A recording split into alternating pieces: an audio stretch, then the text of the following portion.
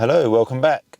Today we're going to cover the air conditioning functions of the Bentley Continental GT.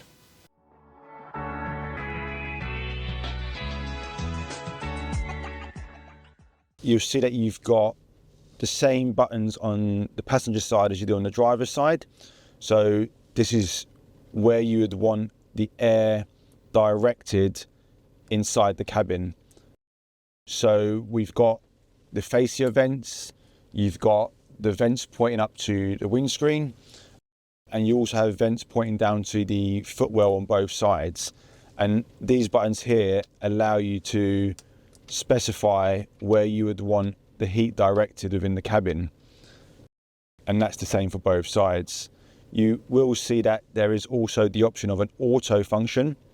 So if you press auto, this is basically utilizing the climate control of the car, and it will alter the heat and the cooling request depending on your desired temperature. So here you will see we've got the driver's temperature set to 22 and the passenger set to 21 degrees, and they're both set on auto. So the car will now regulate the temperature for both driver and passenger, and it will keep those areas of the cabin at those specified temperatures.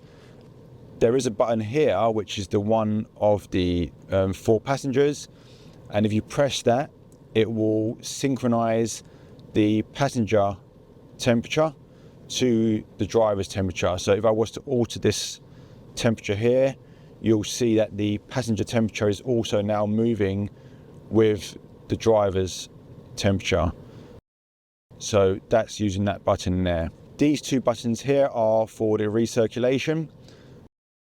This is auto recirculation with a little A next to it.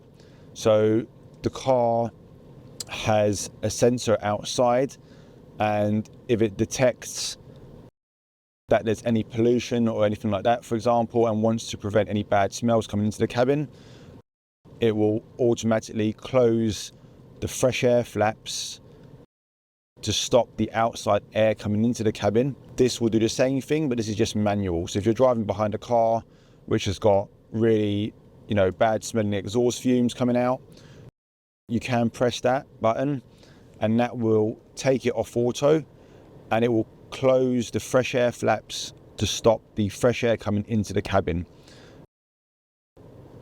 Yeah, so it's a good thing to have, especially if you're driving in cities and polluted areas. It's a nice little feature to have, especially the automatic option. These top buttons here, so this is your front windscreen demist, and you will use that probably on an icy morning when your windscreen is misted up and you want to de-ice your windscreen. And by pressing that button there, it will just put your fans on full speed, and it will just chuck loads of hot air onto the windscreen to try to de-mist that windscreen as quickly as possible. The button on the right hand side of that is the same, but for the rear screen, it works slightly different, as in it doesn't blow warm air. The rear has a heated element that is within the screen, and that element will get hot and it will warm the screen up slightly to de-ice anything on that car and to obviously give you a clear view out your rear view mirror. These two buttons here are your fan speed, and this is if you want to override the automatic climate control. So you'll see as soon as I press this, the automatic climate control will disengage, and I can manually select how fast I want the fan speed and how powerful I want the air to be blown into the cabin. I think normally people would just utilize your automatic climate control. It's the best way to use the system. Just select your desired temperature and allow the car to basically do the rest. This rest button here is a nice little feature, and it basically allows the residual heat from the engine to enter the cabin once the vehicle is turned off. And what you would do is you just turn your vehicle off,